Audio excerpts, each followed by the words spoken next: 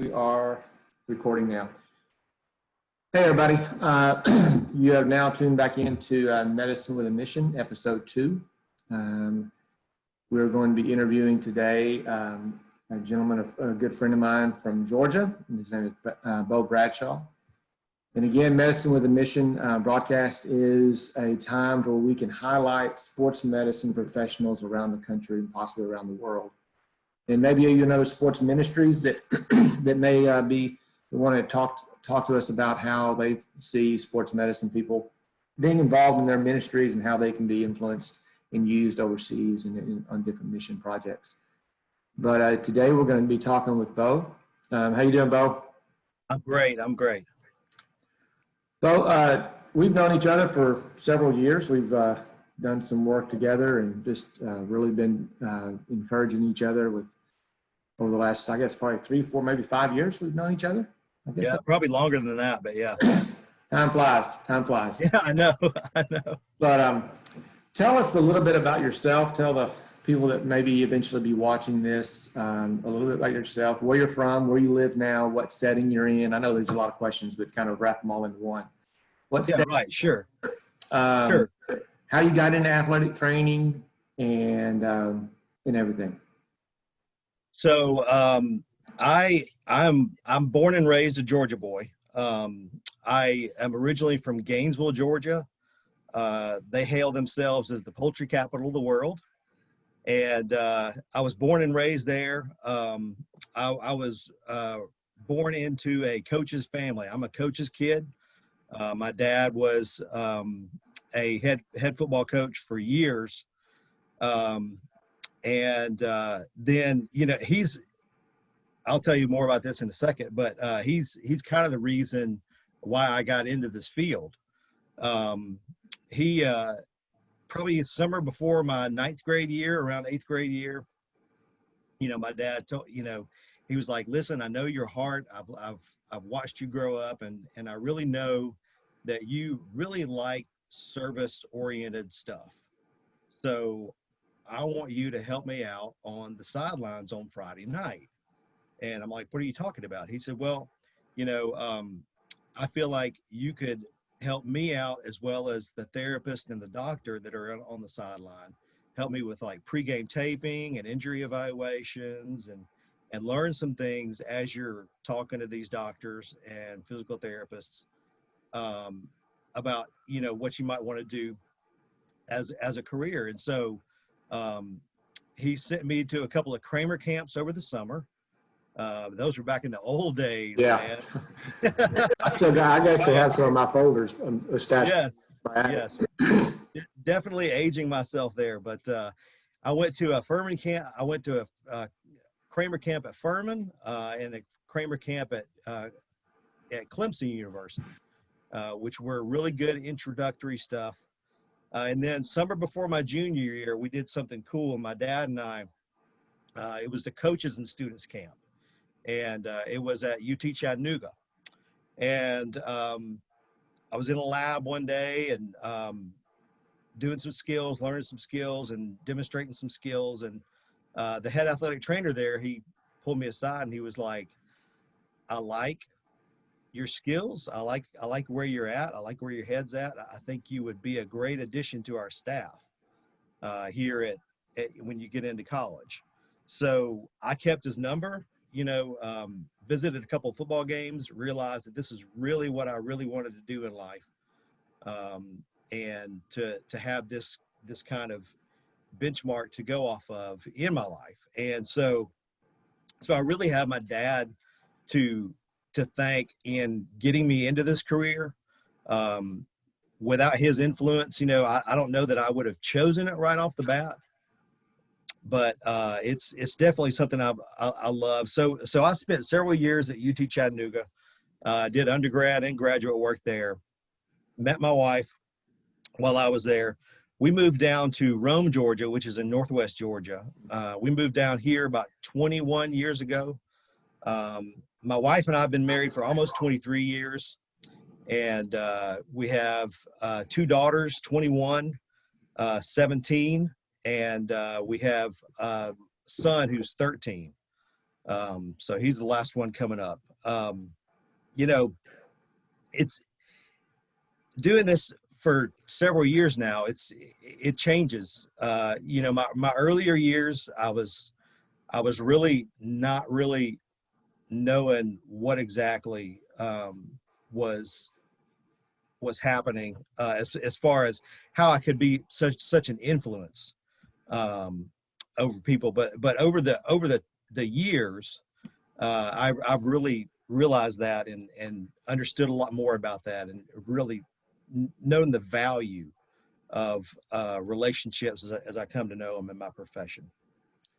How has, I mean, I'm not married, but I mean, I have a lot of colleagues that are and have kids, and I mean, you have college age, high school, and about to be in high school, eighth grade. But I do understand, I mean, as athletic trainers, we all understand that we're typically going to be a 55, 60, 70 hours a week type of job. I mean, there is no 9 to 5. We don't work banker's hours. We're pretty, we're there when the sun, before the sun comes up, and when the sun goes down, we're still there. Right. How has, I mean, you as a husband and a father, how have you been able to balance those? Because there's people out there that are just newly, I have actually former students that just got married. They're in this profession. Some of them are been married for a couple of years, or about to have kids.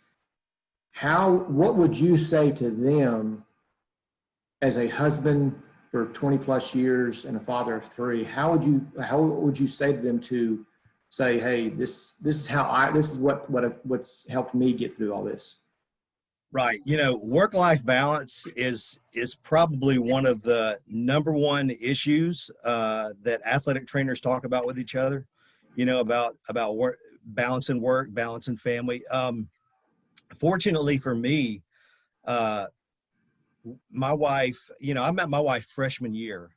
So she met me in the worst time because I was a student, which means I went here, I went there, I didn't ask questions. I traveled a lot with the wrestling teams, with the football teams.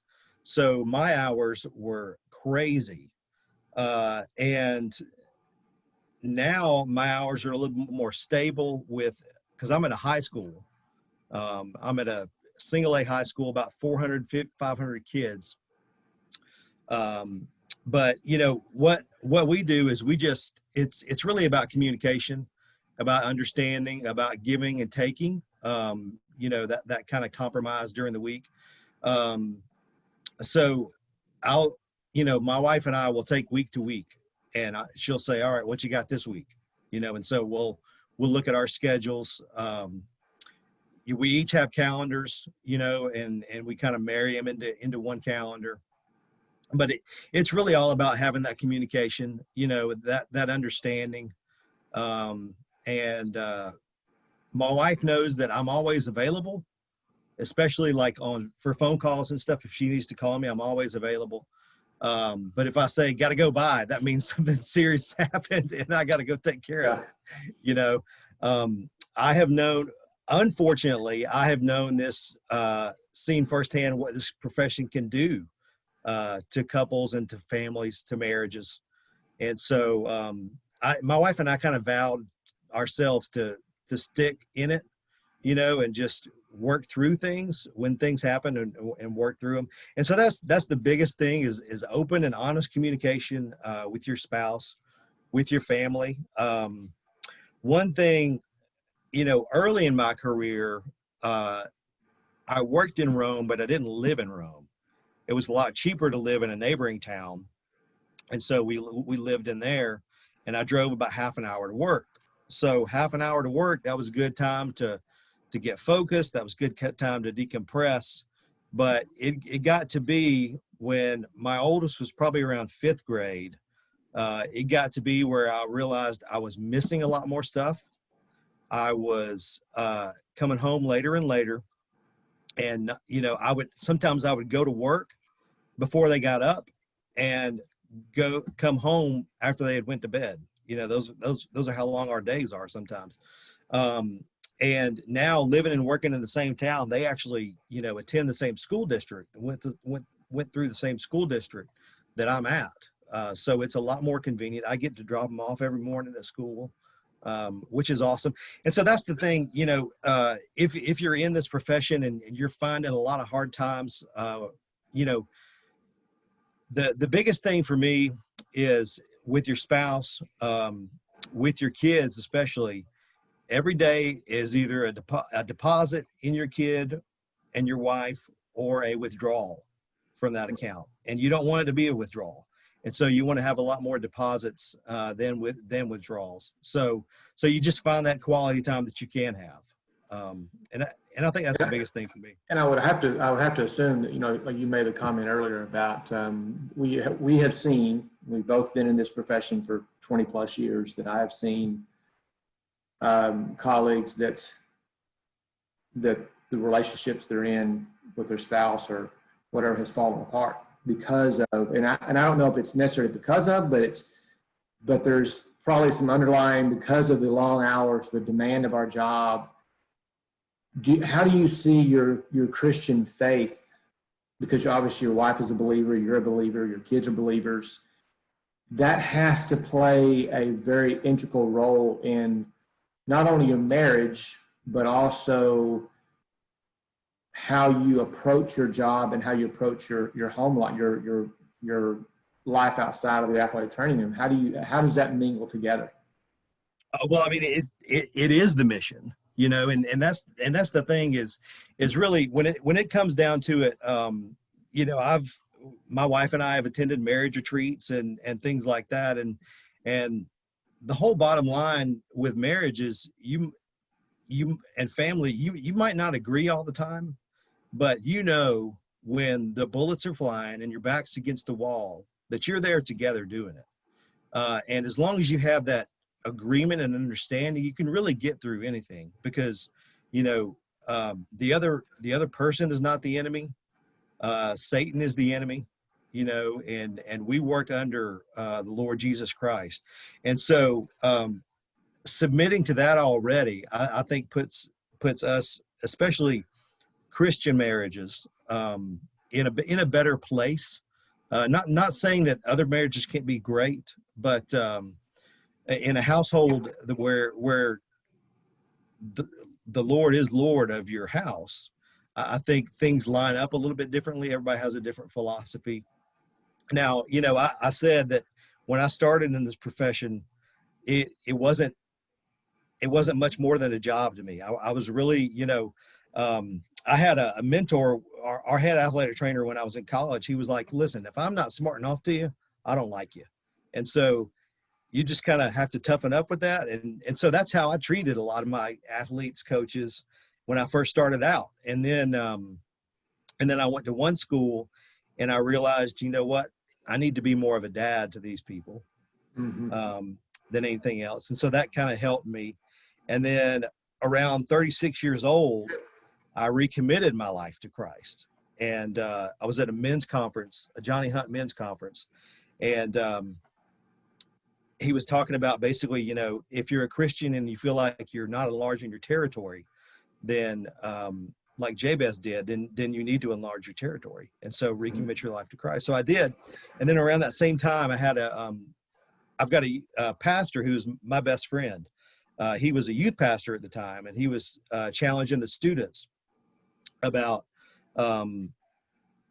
he was challenging them about, you know, what can they do for Christian ministry in their school. And he was basically saying, you know, students, the school is your mission field, and that's how you can be a part of it. And so, and that's kind of the Lord was already preparing my heart in that way to kind of change my way of thinking. And that's really the way that I've thought ever since then. And I've got a quote above my door as I walk out of the training room, and everybody asks me about it. And it's, have I made him famous today? You know, and it's great because whenever somebody asks me about it, I can definitely tell them what that means and testify to them. And if they're at a place where they want to receive more, then I'll give them more. And if they're not, then, I'm like, listen, I hope I blessed your day. So. How's your, when you're at school working with your kids, when you're 450, 500, 550 kids and your coaches and your administrators and your parents, it's, and we both can, I think, say this with confidence. I mean, you live in Georgia, I live in Texas. Georgia is basically the buckle of the belt. Correct. Yes. I mean, you don't get no more Bible Belt than Georgia. Do you find it, I mean, and at your school, is it easier for you to live out your faith at your school, even in your school's public? I'm right, it is public, right? Yes, it is public. Is it easier for you to live out your faith at your school? Because do you think it's because of your geography, or do you think it's just what? I mean, how have you seen the Lord allow you to live out your faith in your workplace? So being in Georgia, being in Northwest Georgia, being in the good old South, you're automatically going to be more of a possibility of having a lot more evangelicals here, and visible, in their speech and their life. So it's a little bit. I always knew it was going to be easy if I wanted to ever do that. Because in the public school setting,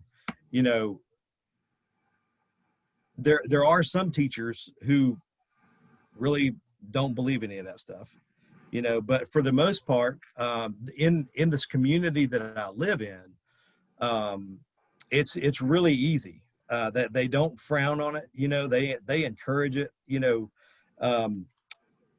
This is our head football coach's third year, and we almost close out every practice with a prayer, and so that just speaks volumes to what the community's like. When I first started at this school, we were expecting our third child. We had just found out we were pregnant, and we went to our 12-week appointment, which was supposed to be the first appointment, because this guy didn't do 8-week appointments. So we went to this appointment, and we found out that the embryo had not survived. So there was no heartbeat. There was no indication of life at all. Well, that devastated me. So I was supposed to go out to football practice, and so I had someone cover football practice with me. My sub had explained to the coaches what was going on, and this is how tight this whole community is. So, and my coaches are all devout guys. They're all devout family guys. Even if they don't show their Christian faith very much, they know the value of family. And so, they explained to the team what was going on with me, because I'd been there a few weeks at that point. So I found out when I came back that a group of seniors, after that practice, led anybody they wanted to in a prayer for me. And so that was at the point where I was like, you know what, this is exactly where God wants me to be. And if God wants me to live out my faith here, this is going to be pretty easy. Now, it's had its challenges. As medical professionals, we have a lot of pushback from a lot of people. Let my kid play, why can't this kid play? Those kinds of things. But keeping that, keeping your faith strong and showing your faith strong, I think really is what's best about the gift that we have in touching the lives that we do. Right. Yeah, I've always said that I mean, for me, I can't think of any better profession to be in, and being a Christian first, and then being an athletic trainer along with that, is that I'm a relationship kind of guy. I love developing relationships. I love kids, and being able to. I've been a part of my last school. I mean, I've had kids that I just knew did not have a good home life, didn't have, just didn't have it. And being able to be that person they have that confidence in, that trust. And even though I typically never shared openly my faith, they knew where I stood, and they trusted me. We developed relationships, and and I think my Christian faith allowed me to develop those relationships a lot easier than the alternative. I think it was a lot easier for me to develop those relationships with those kids. So before we go, I was telling the last person, Keith Shireman from Arkansas, we were talking, and the one question that I'll be asking everyone is, what is that one, maybe you have more than one, what is that one verse or one or two verses in your life that what I would consider life verses? Something that you can hang your hat on, something that when you wake up in the morning, will always be the standard for you to get you going, to keep you going, to even regardless of the circumstance, that's always that one verse or two that gives you breath and gives you life. Yeah, well, I mean, I'll tell you, Ephesians 4, verse 29 is one that really speaks to me, and I'll read it real quick. It says, "Don't use any foul or abusive language. Let everything you say be good and helpful, so that your words will be an encouragement to those who hear them." And so that's always, now I found that verse late in life, but I always knew I was kind of gifted as an encourager. I could read people a little bit, really pretty decently, to know, do they need some encouragement, and things like that. And so I've always been that cheerleader kind of guy.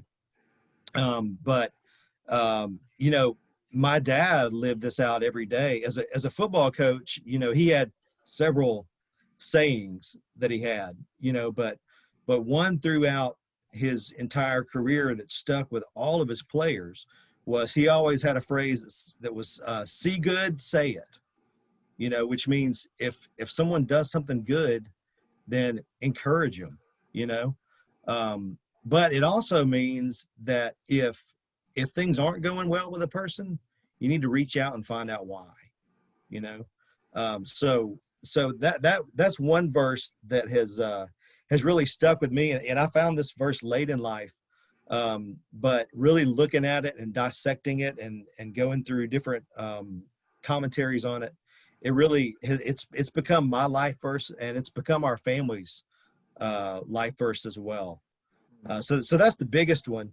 Now, when I've, as athletic trainers, as medical professionals, as people who have a lot of different relationships with a lot of different people, you can make some people irritated, you can make some people mad, and people will put you against the wall, and there's bullets flying at you some of the time. And so some of the time you need those verses that help you get your mind right, where you're not full of that spirit of, where you don't have the fruits of the world, you have the fruits of the Spirit. And so one verse that I like to go to on that is Isaiah 54:17, which, paraphrasing, it's, "No weapon formed against me shall prosper. No one that rises up against me shall fall. I will not fear what the devil may bring me. I'm a servant of God." And so that's kind of what I rest in when I'm having those difficult days, and those difficult moments. Those are just two verses that I use as kind of guardrails in my life. Good. Okay. Well, Bo, I appreciate it, man. Thank you as always for this time. And this will be something we're going to be doing, interviewing and posting these up. We'll have episode 3. I'm recording this now. We'll have episode 3 being recorded next week, and then we'll start posting them. And if you want to learn more about Christian Sports Medicine Alliance, go to our website. It's christiansportsmed.org. You can, if you're an athletic trainer and you want to find a place on Facebook that is, I would not consider it a safe place, but it's some place that you can go, that you can openly share your faith. You can ask for encouragement. You can ask for prayer requests. You can share concerns. You can share trials, struggles that you're having in life. It's called Beyond the ATR. We have almost 2,000 members now. So follow us on Twitter. We have also a Facebook page just called Christian Sports Medicine Alliance. But we're also going to be having a YouTube channel that we'll be launching in the next few weeks once we get enough content to put up. And it's going to be called Medicine with a Mission. Same name of this broadcast. So again, Bo, thank you very much. I know you got to get to your high school. Kind of a side note, if you ever see Jared, give him a big hug for me. Yeah, I will. I have a mutual friend in Rome, probably one of my best friends in the entire world, lives in Rome. He's a pastor at West Rome Baptist Church. It's Jared Roberts. So again, Bo, I thank you for your testimony. I thank you for your faith. I thank you for your stance. I thank you for just being an awesome colleague in this profession that we both love. And we will be talking to you soon. Okay? It's a pleasure. Thank you so much. Appreciate it.